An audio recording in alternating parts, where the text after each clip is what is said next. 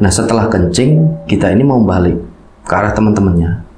Kita ini samar-samar melihat dari jarak yang agak kejauhan, kok kayak ada nenek tua dari balik pepohonan itu.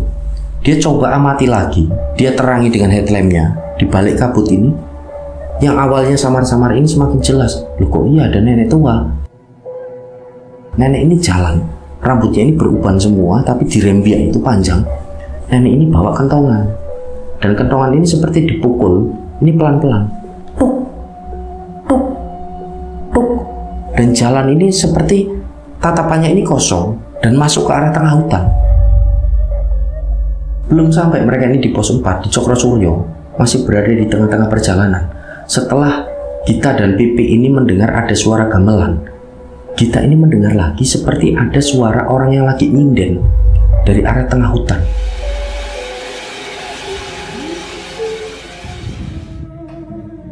Assalamualaikum warahmatullahi wabarakatuh. Apa kabar rencang semua? Semoga semuanya dalam keadaan sehat, selalu diberikan kelancaran dalam beraktivitas dan juga kelancaran rezeki.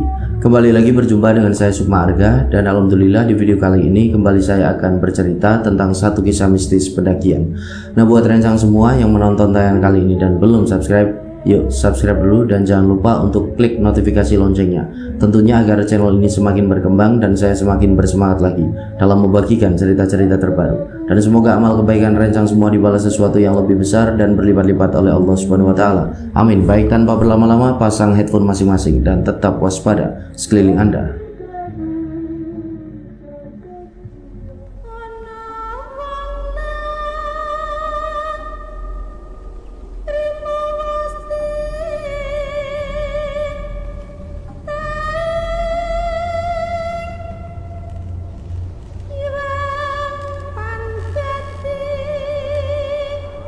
Oke, untuk cerita kali ini dibagikan oleh satu rencang kita yang namanya Gita. Gita ini domisilinya ada di Boyolali, Jawa Tengah, dan dia menceritakan pengalaman pendakiannya di tahun 2020 ketika dia dan 3 orang temannya mendaki ke Gunung Lawu via Cemoro Kandang. Jadi pada waktu itu mereka total ini berangkat 4 orang.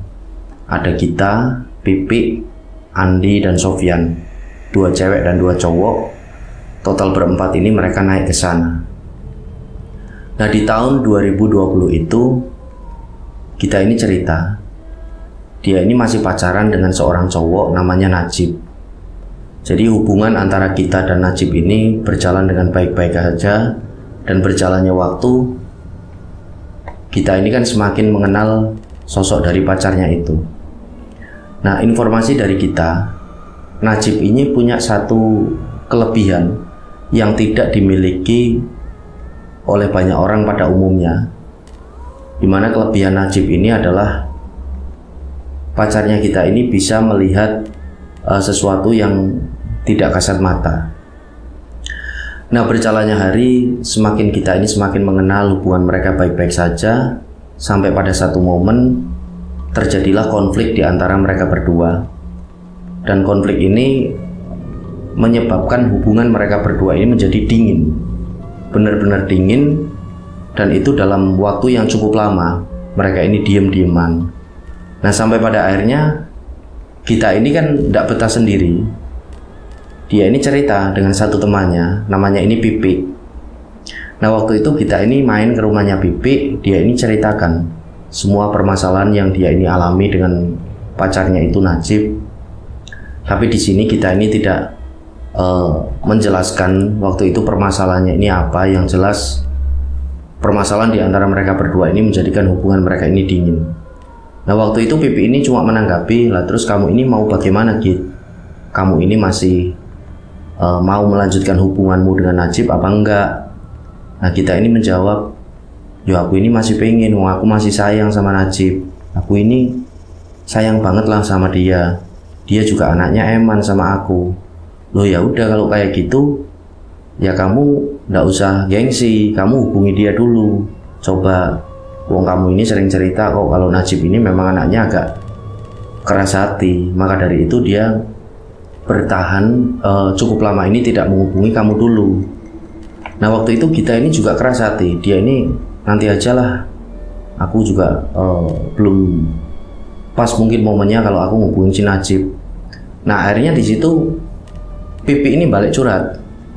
Jadi waktu itu Pipi ini lagi dekat dengan seorang cowok, dimana awalnya Pipi ini jomblo, dia tidak punya pacar. Nah di momen itu dia ini masih dekat dengan seorang cowok, lebih tepatnya ada yang mendekati dia, namanya ini Andi.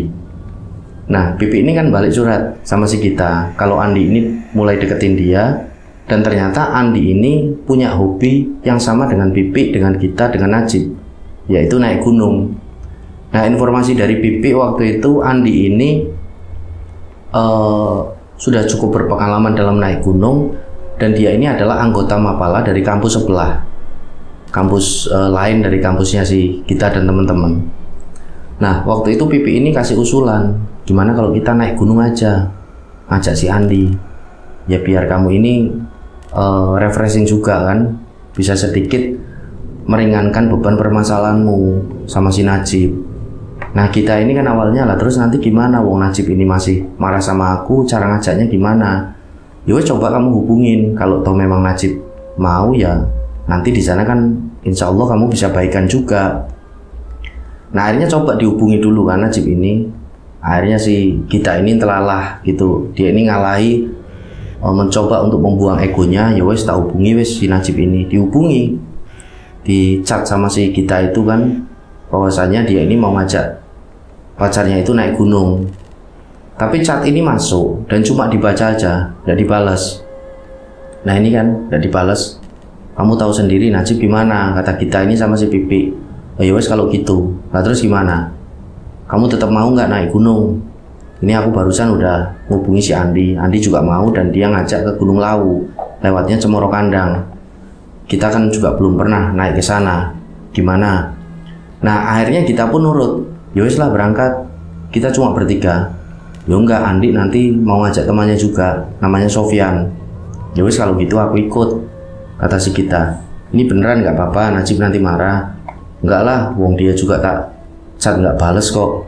Nah akhirnya bersepakatlah di situ, akan berangkat ke Gunung Lawu ini si kita, Pipi, terus cowok yang lagi deketin si Pipi ini yang namanya Andi, dan satu temannya namanya Sofyan. Bersepakat lewat mobile, lewat handphone itu.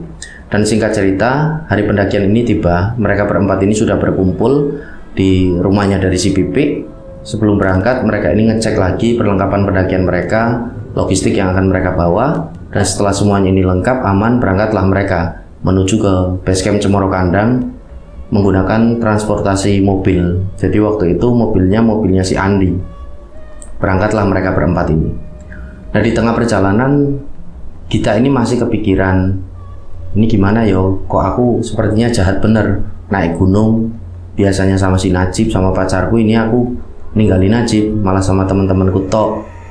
Nah waktu itu kita ini langsung berinisiatif untuk chat, udahlah kayak gini terus hubungan juga nggak bagus. Dia ngelalai, dia ngalai lagi, dia WA si Najib itu, di WA sama si kita. Intinya WA-nya yang ini aku naik ke Gunung Lawu, lewatnya Cemoro Kandang, ini udah di tengah jalan, hampir sampai. Waktu itu chat terkirim dan cuma dibaca aja, tidak dibales sama si Najib ini. Nah akhirnya kita pun menutup handphonenya itu, ya sudahlah, yang penting aku udah pamit, aku ini udah bilang kalau aku naik hari ini, aku sama teman-temanku. Nah perjalanan dilanjutkan. Singkat cerita, sampai di Cemoro Kandang mereka berempat itu pada sekitaran jam 10 siang. Sampai di sana Andi ini langsung parkir mobilnya, barang-barang semua diturunkan dan mereka langsung menuju ke pos perizinan untuk melakukan simaksi. Nah setelah simaksi itu mereka rehat sebentar kan di base camp, mereka santai-santai, narik nafas, mereka minum kopi terlebih dahulu, ngobrol, bercanda. Dan kondisinya kan si Andi ini belum akrab juga sama kita, apalagi Sofyan kan. Jadi mereka ini mengakrabkan diri terlebih dahulu ketika di base camp itu. Nah kira-kira 1 jam mereka ini santai di base camp. Si Andi ini berlaku sebagai leader di situ kan, ngajak ketiga temennya ini untuk langsung jalan pergerakan menuju ke atas. Dan si Sofyan, Pipi dan kita ini pun setuju. Akhirnya sekali lagi perlengkapan ini dicek, logistik dicek, nggak ada yang ketinggalan, nggak ada yang kurang. berangkatlah mereka melakukan pergerakan ke atas, mereka jalan. Nah, di awal pendakian belum ada keanehan apapun. Ketika mereka berangkat itu di sekitar jam 11 siang, semua masih normal-normal aja. Pendakian ini lancar, dan singkat cerita sampailah mereka di pos 1 setelah menempuh perjalanan dari base camp ini kurang lebih 2 jam. Mereka sampai di pos 1 yang dinamakan pos Taman Sari Bawah. Nah, sampai di sana Andi ngajak semuanya ini untuk istirahat terlebih dahulu, sekedar untuk ya mengatur nafas itulah, sama minum air. Setelahnya nggak ada 5 menit itu mereka melanjutkan perjalanan lagi untuk menuju ke pos 2. Mereka jalan pelan-pelan, sesekali berhenti di tengah jalur untuk atur nafas, jalan lagi, dan singkat cerita tanpa kendala apapun sampailah mereka di pos 2 Taman Sari Atas. Setelah menempuh perjalanan ini dari pos 1 kira-kira 1,5 jam mereka sampai di sana. Nah, ketika sampai di sana ini pada sekitaran jam 2:30 sore, akhirnya Andi ini bilang sama ketiga temennya, ini kita istirahat agak lama nggak apa-apa di sini, kita makan siang lebih dulu, kita nanti kan mau melanjutkan perjalanan sampai di pos 3 ini jaraknya cukup jauh, estimasi perjalanannya dari pos 2 ini sampai pos 3 kira-kira ya 3 jam lah, makanya kita istirahat agak lama di sini, kita makan, pokoknya kita mempersiapkan fisik kita karena treknya ini mulai menanjak dan vegetasinya ini rapat. Nah, yang lain ini setuju. Akhirnya mereka di situ kan beristirahat, mereka masak mie instan, makan kan mereka. Nah, setelah cukup beristirahat, pada sekitaran jam 3:15 itu udah sore hari kan, mereka melanjutkan perjalanan. Formasinya dari awal ini sama. Andi ini jalan paling depan, di tengah ini ada kita, Pipik, dan paling belakang ini adalah Sofyan yang jadi sweeper jagain mereka. Belum ada keanehan apapun, jalanlah mereka ini langkah demi langkah. Mereka sesekali berhenti di tengah jalur, sampai pada akhirnya di sekitaran hampir jam 7 malam mereka pun akhirnya tiba di pos 3. Pos 3 ini namanya pos Penggik. Ini namanya kok hampir sama ya kayak yang di lewat via Ceto ini. Saya belum ngulik lagi ini kenapa namanya sama. Ini pos 3, sedangkan kalau lewat Ceto ini pos 4 kalau nggak salah, Penggik. Nah, akhirnya di situ si Andi ini sebagai leader kan memutuskan untuk beristirahat agak lama lagi setelah menempuh perjalanan hampir sekitaran 3 jam lebih kan. Nah, teman-teman ini setuju, mereka berhenti di pos Penggik itu di pos 3. Nah, mereka di situ, mereka menyeduh kopi dan mereka ini saling ngobrol. Nah, waktu itu kita ini di tengah-tengah obrolan ini sempat pamit dengan ketiga temannya. Aku ini tak kencing dulu ya bentar, tak nyari tempat, aku kebelet pipis. Nah, waktu itu Pipi ini sempat nawarin, mau diantar nggak Git? Nggak usah lah Pi, aku sendiri aja, wong paling di sekitaran situ kok. Ya sudah kalau gitu, hati-hati jangan lama-lama. Ya, akhirnya kita ini jalan meninggalkan ketiga temannya. Dia cari semak-semak, lokasinya ini nggak jauh dari ketiga temannya ini istirahat di pos 3. Nah, setelah dapat tempat, kita ini kencing di antara semak-semak itu. Nah, setelah kencing, kita ini mau balik ke arah teman-temannya. Kita ini samar-samar melihat dari jarak yang agak kejauhan. Jaraknya ini dari tengah hutan. Karena kabut ini kan turun dengan cukup tebal. Udah masuk ke gelap waktu itu kan. Dengan headlampnya, dia ini melihat di depan loh. Kok kayak ada nenek tua dari balik pepohonan itu. Dia coba amati lagi. Dia terangi dengan headlampnya di balik kabut ini.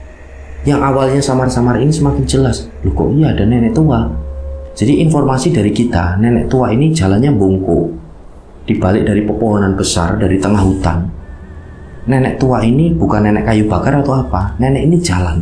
Rambutnya ini beruban semua tapi dirembiak itu panjang. Nenek ini bawa kentongan.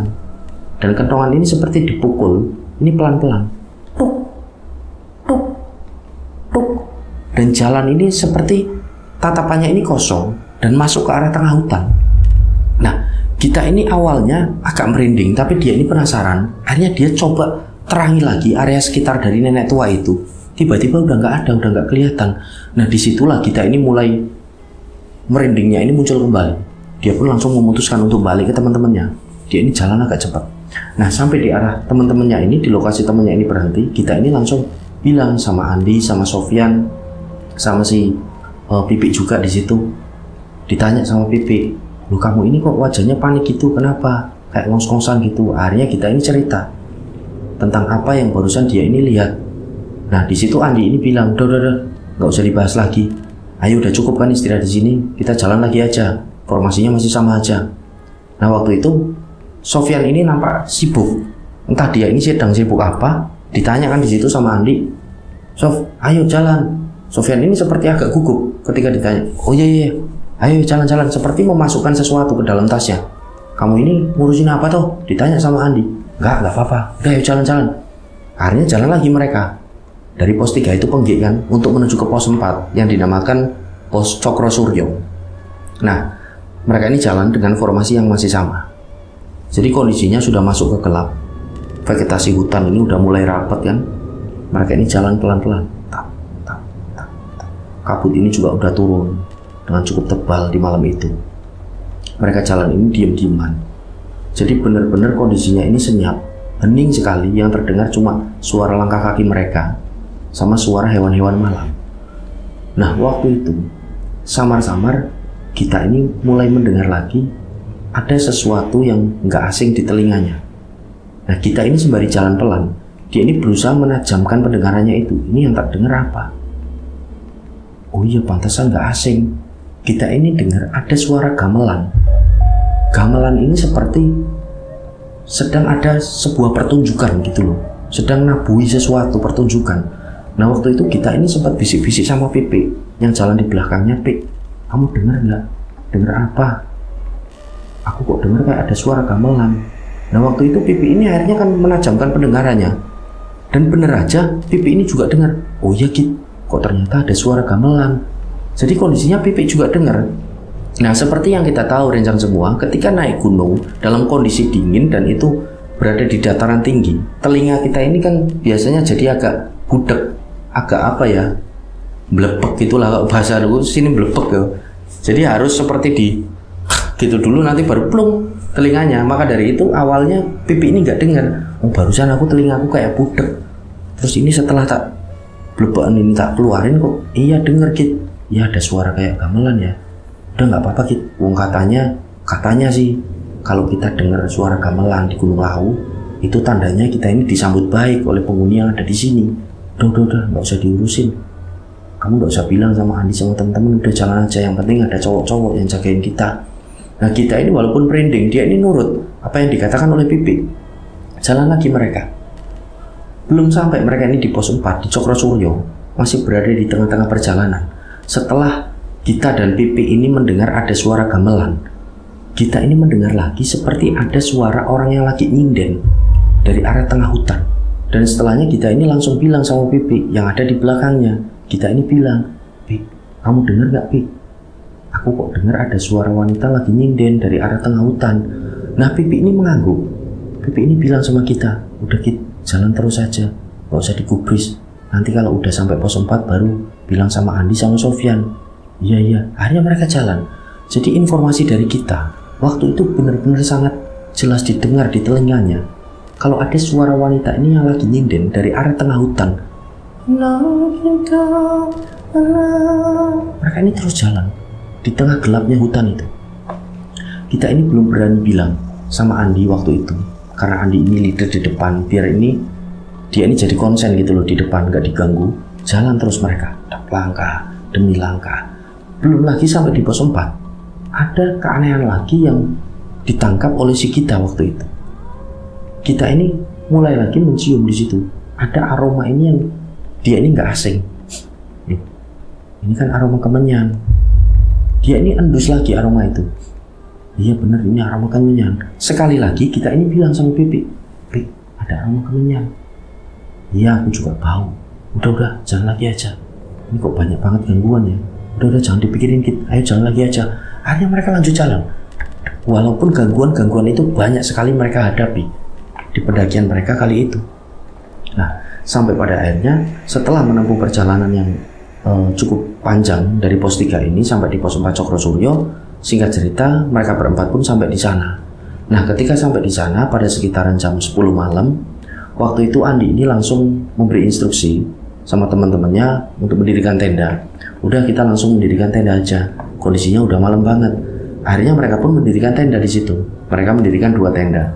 Satu tenda untuk dihuni Andi sama Sofyan, dan satunya lagi untuk dihuni si Gita sama Pipi. Nah, setelah 2 tenda ini berdiri, mereka pun mulai mengeluarkan peralatan masak karena mereka akan masak untuk makan malam. Nah, mereka ini masak rame-rame di situ. Nah, ketika mereka ini sedang masak, Gita ini mulai menceritakan apa yang dia ini alami tadi. Di luar dugaan, ternyata si Andi dan Sofyan juga merasakan hal yang sama dan mengalami hal yang sama. Andi dan Sofyan ini ya juga mendengar ada suara gamelan seperti pertunjukan gamelan yang sedang mengiringi satu pertunjukan.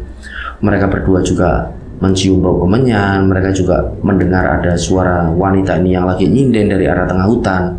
Tapi waktu itu Andi ini kenapa nggak bicara dengan teman-temannya, karena Andi ini takutnya itu jadi masalah sendiri kalau dia ini tadi bilang di tengah jalan, dan ternyata semua teman-temannya ini juga mendengar, merasakan, mengalami semuanya.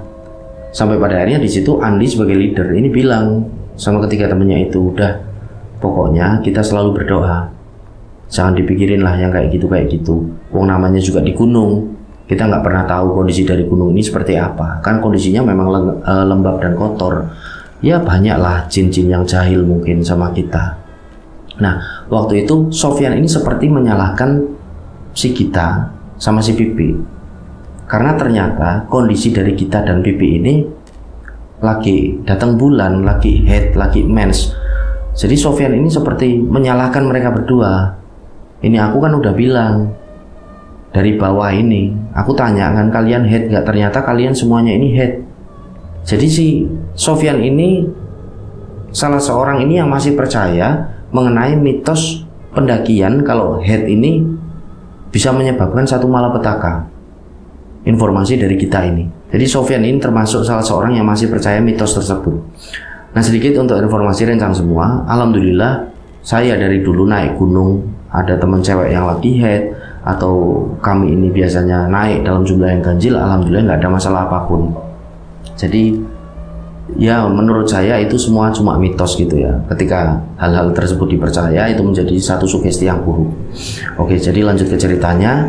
Setelah Sofyan ini agak menyalahkan Gita dan Pipi itu, Andi ini kan berusaha meredam emosi dari si Sofyan itu. Udahlah Fian, kamu ini nggak usah percaya sama mitos-mitos yang kayak gitu. Toh dari dulu aku naik gunung sama kamu, mana pernah ada kejadian aneh. Waktu ada temen cewek kita yang lagi haid, kita naik dalam jumlah yang ganjil, mana pernah Fian ada sesuatu, kan nggak ada. Wong kita ini ya masih apa saja mungkin mengalami kejadian-kejadian seperti barusan. Udahlah, nggak usah dipermasalahin. Yang penting kita tetap berdoa, kita mohon perlindungan hanya kepada Allah. Nah, waktu itu Sofyan ini akhirnya diam setelah Andi bicara seperti itu, dan Sofyan pun minta maaf sama Pipi, sama kita. Maafin ya Pi, maafin ya Git, barusan aku sempat emosi. Udah nggak apa-apa Fian, udah ayo lanjut masak lagi. Akhirnya kegiatan memasak untuk makan malam pun dilanjutkan. Dan setelah masakan ini matang, mereka pun makan malam. Nah, di tengah-tengah makan malam mereka ini ngobrol, mereka bercanda dan merencanakan kalau besok mereka ini habis subuh itu akan langsung jalan menuju ke puncak dan tenda akan mereka tinggal di situ. Jadi kondisinya waktu itu di pos 4 Cokro Suryo ini sepi rencang semua, nggak ada tenda selain tenda mereka berdua. Kemungkinan para pendaki tadi yang barang mereka ini ya ada yang sudah ke atas, ada juga yang mungkin di pos 3 dan pos-pos lain. Jadi kondisinya ini sepi, cuma 2 tenda milik mereka aja. Nah, waktu itu setelah makan itu mereka memutuskan untuk bersantai terlebih dahulu di depan tenda. Mereka bikin api unggun kecil di situ sebelum mereka ini istirahat. Jadi untuk menghangatkan badan. Nah, setelah api unggun kecil ini jadi, mereka menyeduh kopi, mereka ngobrol lagi, bercanda-bercanda di situ. Nah, waktu itu ada satu momen yang benar-benar membuat si Andi sama si Sofyan ini ketakutan.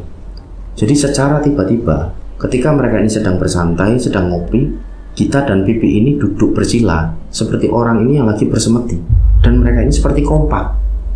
Nah, waktu itu ditanya kan sama si Andi ini, Gita sama Pipi, loh, kalian berdua ini kenapa? Jadi Gita dan Pipi ini tiba-tiba duduk seperti itu dan matanya ini terpejam. Dan gak begitu lama setelah ditanya itu oleh si Andi, tiba-tiba Gita ini seperti layaknya seorang sinden, dia menembangkan lagu Jawa di situ. Dan berbeda dengan Pipi. Pipi ini nggak nembang, tapi Pipi ini tangannya seperti seorang penari. Nah waktu itu Andi dan Sofyan ini benar-benar sangat ketakutan. Karena mereka ini sadar betul, kedua teman mereka ini mengalami kesurupan. Nah akhirnya di situ Andi ini bilang sama Sofyan, Fian ambilin air, tolong ambil air mereka. Andi ini berusaha untuk nggak panik walaupun dia sangat ketakutan. Air ini didoakan, mulai didoakan oleh si Andi itu, dibacain Al-Fatihah, dibacain ayat-ayat Al-Quran. Setelahnya dia ini mencipratkan air itu ke arahnya si Gita sama Pipi. Dan secara tiba-tiba mereka berdua ini seperti nggak sadarkan diri, terjatuh lemes gitu loh.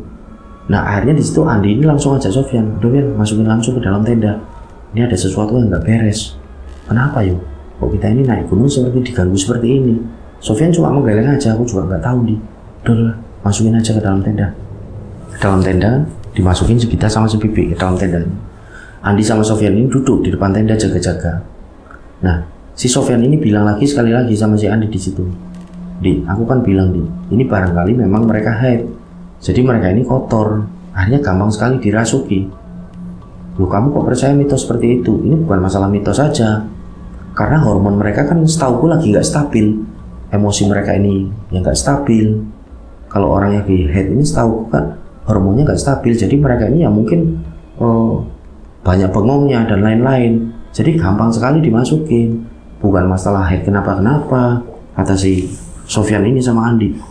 Ya bisa jadi sih memang. Udahlah, yang penting kita berdoa aja, kita jaga-jaga dulu di sini.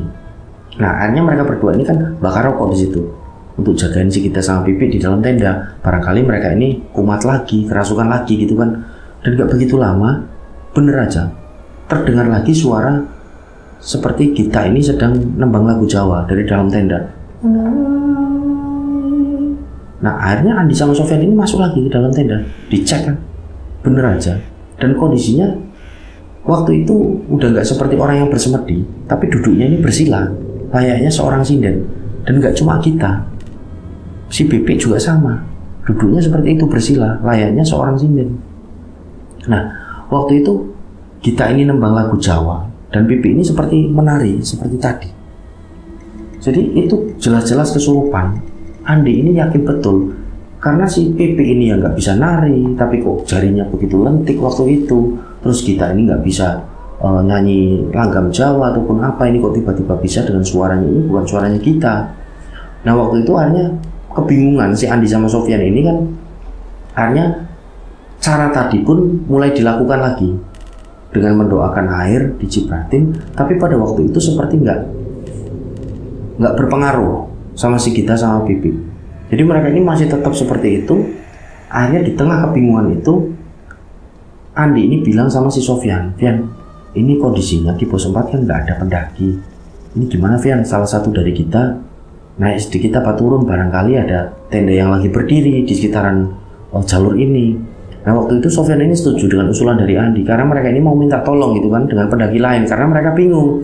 Nah akhirnya di situ yang ngalah ini Sofyan, udah di kamu ini di sini aja jagain mereka berdua. Aku tak agak ke bawah sedikit turun, barangkali ada tenda di sana yang bisa dimintain tolong pendaki lain. Nah Andi pun nurut. Akhirnya Andi ini jagain kita sama Pipi di tenda kan. Sofyan ini langsung turun waktu itu. Dia bawa senter tangan, dia pakai headlamp juga, dia turun. Sembari dia ini bakar rokok kan untuk menemani dia di perjalanan turun itu.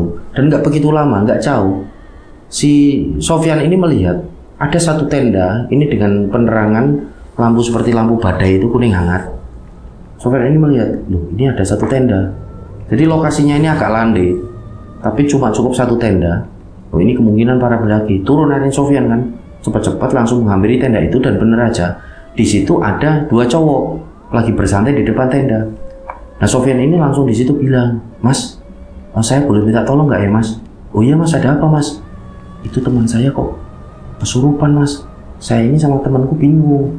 Ini harus gimana? Oh ya sudah Mas, ayo Mas. Ke atas di mana tendanya? Di pos 4 Mas, di Cokrosuryo. Oh iya dekat, ayo jalan. Akhirnya mereka bertiga kan, Sofyan dengan dua pendaki cowok itu jalan ke atas. Dan singkat cerita, sampai di lokasi pos Cokrosuryo, di tendanya dari si Gita dan Pipi, satu dari dua pendaki itu yang barusan ditemui oleh si Sofyan, salah satunya ini masuk ke dalam tenda dan melihat kita sama Pipi. Nah ketika masuk ini, pendaki cowok ini kaget di situ. Loh, lah kok kita sama Pipi? Kenapa mereka berdua? Nah waktu itu kan Sofyan ini kaget sama Andi. Kok kenal mas? Ya kenal aku. Ini kenapa mereka berdua? Nggak tahu mas. Pokoknya tadi ini ya kami sempat akhirnya diceritain kan mengalami gangguan-gangguan seperti suara gamelan, suara sinden, bau kemenyan dan lain sebagainya. Diceritain, oh ya sudah kalau gitu jawab pendaki itu. Belum sempat mereka ini kenalan. Jadi cowok ini nampak wajahnya ini khawatir waktu itu. Andi sama si Sofyan ini juga bingung, ini cowok kok kenal dan seperti khawatir gitu. Udah kalian nggak usah bingung, ini tak tangani aku. Insya Allah sembuh mereka berdua. Akhirnya ditanganilah si Pipi awalnya. Pipi ini seperti diusap-usap wajahnya dengan air yang udah didoain. Nah Pipi ini nampak waktu itu siuman, tapi dia ini lemes. Aku ini kenapa? Nah ditenangkan kan sama si Sofyan sama Andi. Udah Pi, nggak apa-apa, tidur aja. Akhirnya Pipi ini dikasih kayu putih. Dan giliran kita waktu itu dipegang oleh pendaki cowok itu kan. Satu teman dari cowok itu cuma di luar aja nemenin. Nah waktu itu akhirnya dipegang si kita ini, dalam artian diobati oleh pendaki cowok itu. Nah ketika kita ini sedang diobati, pendaki cowok ini bilang sama Andi sama Sofyan, ini yang ada dalam tubuhnya kita ini agak bandel, agak susah ini. Dia ngelawan terus. Ini berubah-ubah. Tadi kalian ini dengar dia ini nembang ya, kayak sinden kan. Iya, ini udah beda lagi. Ini udah berubah. Kayak sosok kakek tua entah apa, ini marah-marah ini. Jadi bingung di situ si Andi sama Sofyan ini. Kok cowok ini bisa ngerti ya hal-hal yang seperti itu. Nah, kemudian terapi yang sama ini dilakukan oleh pendaki cowok itu. Dilakukan dengan si kita. Terapi yang tadi dilakukan dengan si Pipi ini kan, metodenya air ini dilakukan lagi. Nah waktu itu yang ada dalam tubuhnya kita ini seperti ngamuk. Jadi seperti mesu-mesui dari pendaki cowok itu. Sopo kowe? Arep opo kowe melu-melu? Cawingi sore kok melu-melu. Pendaki cowok ini bilang sama sosok yang ada dalam tubuhnya kita ini. Kowe sopo? Gak usah bentak-bentak aku. Aku wis ngomong mbek kowe apik-apik ket mau. Metu saka awake cah iki. Aku wis ngomong apik-apik ket mau. Kowe malah bentak-bentak aku. Metu kowe saiki. Aku gak iso metu. Aku jengkel mbek arek iki, mbek kanca-kancane aku jengkel. Nah tiba-tiba kita ini seperti mendelik, melotot ini, karanya dari Sofyan dan sambil nunjuk-nunjuk kita ini. Aku gak seneng. Kalau cah iki aku gak seneng karo cah iki. Sofyan ini bingung di situ, Andi juga bingung loh. Kok kenapa ini? Kita ini seperti nunjuk-nunjuk dari si Sofyan. Nah akhirnya di situ sekali lagi cowok yang lagi ngobatin kita ini bilang, pisan meneh, kowe gelem metu gak? Nek kowe gak gelem metu, tak paksa metu tak bakar kowe. Aku gak wedi karo bangsa-bangsane kowe. Kowe sapa? Cawingi sore kok arep melu-melu. Kata sosok yang ada dalam tubuhnya kita. Nah tiba-tiba pendaki cowok itu mengeluarkan sesuatu dari saku jaketnya, dikeluarkan, dan ternyata itu adalah keris, kecil keris itu berwarna kuning. Dan tiba-tiba sosok yang ada dalam tubuhnya kita ini seolah-olah mohon ampun dengan pendaki cowok itu. Jadi gerakan tubuhnya ini seperti mundur. Dan tiba-tiba ini mohon ampun sosok yang ada dalam tubuhnya kita itu. Ampun Raden, ampun Raden. Nggih, kula medal sakniki. Ampun Raden. Ampun Raden, saya keluar sekarang. Jadi seolah-olah sangat ketakutan. Dan gak begitu lama, kita ini tiba-tiba gak sadarkan diri. Jadi seperti sosok ini udah keluar dari tubuhnya kita ini.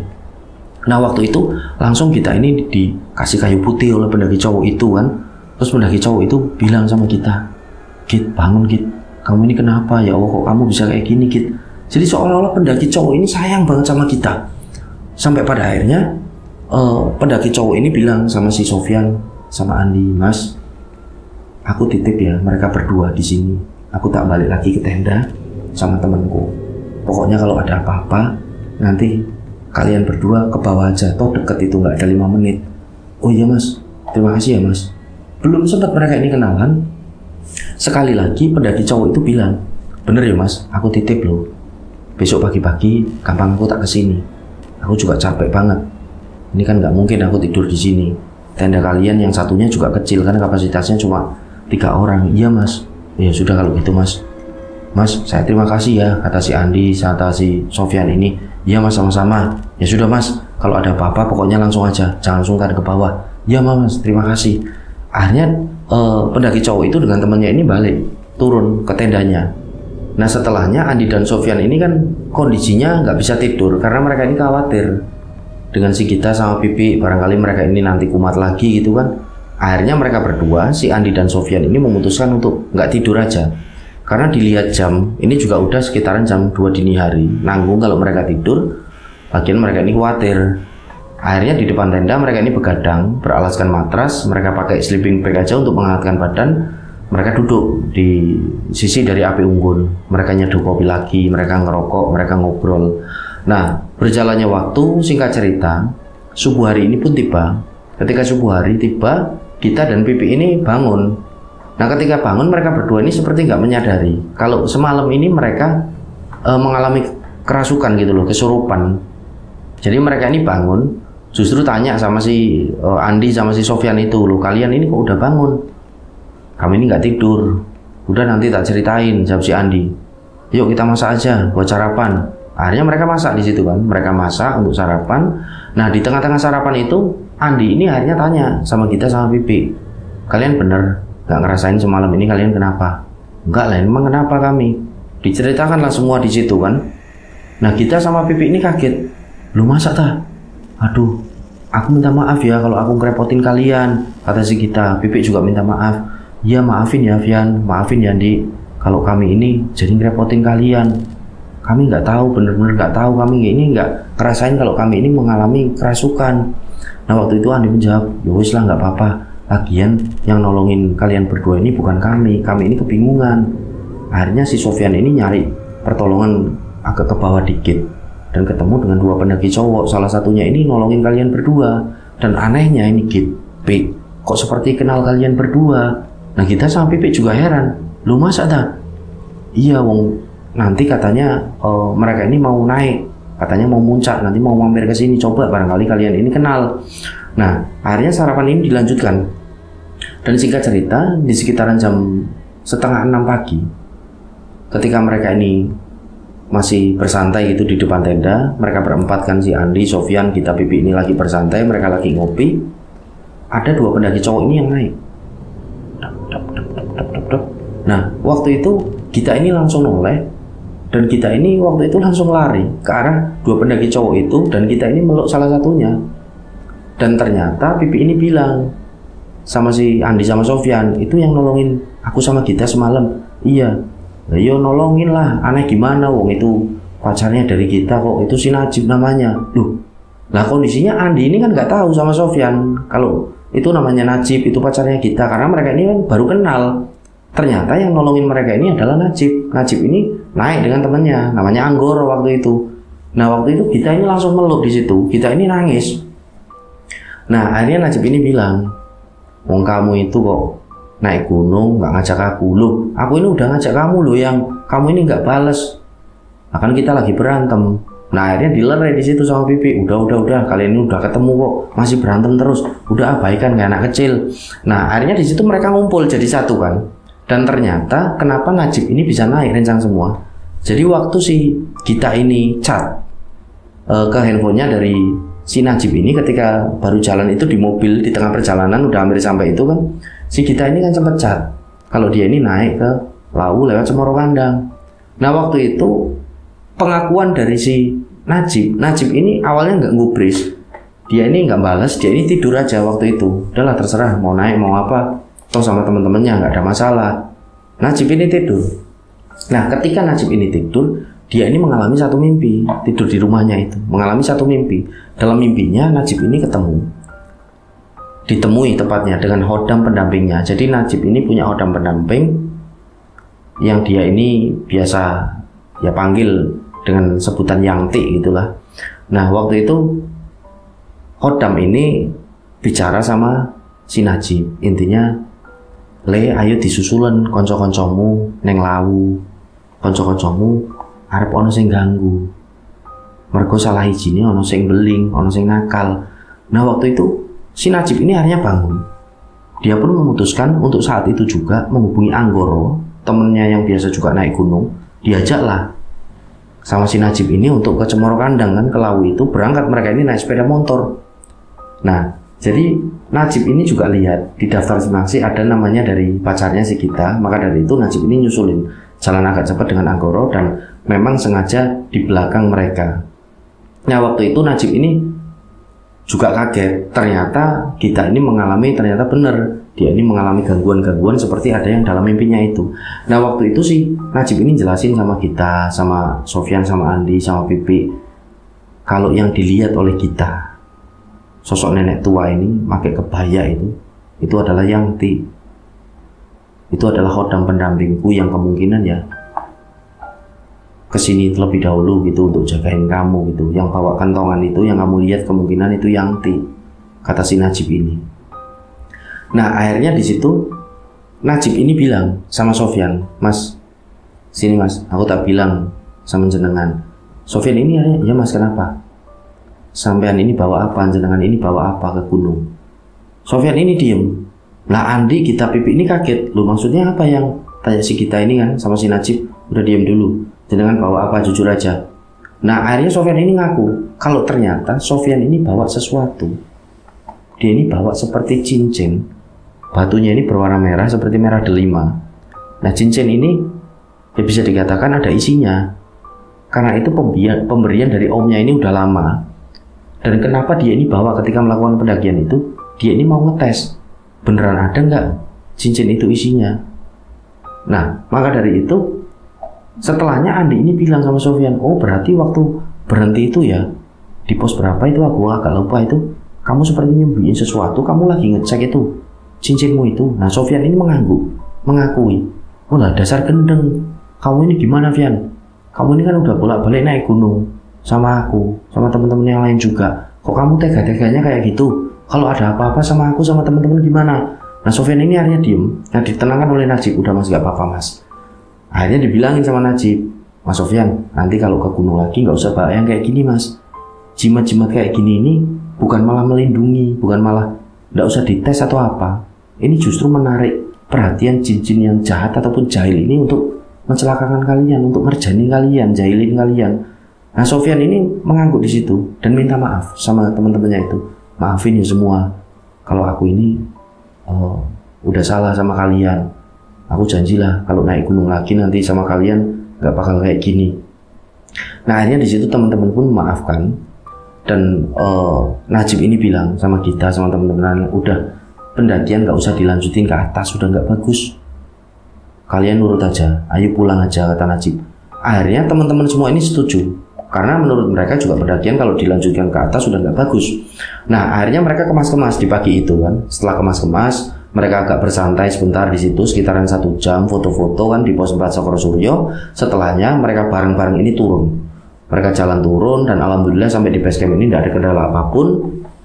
Nah, sampai di base camp mereka ini laporan di pos jaga, di pos simaksi bahwasanya mereka turun dengan selamat. Setelahnya mereka pun kembali pulang ke Boyolali. Nah, itulah kisah yang dibagikan oleh kita ketika mendaki ke Gunung Lawu via Cemoro Kandang bersama teman-temannya.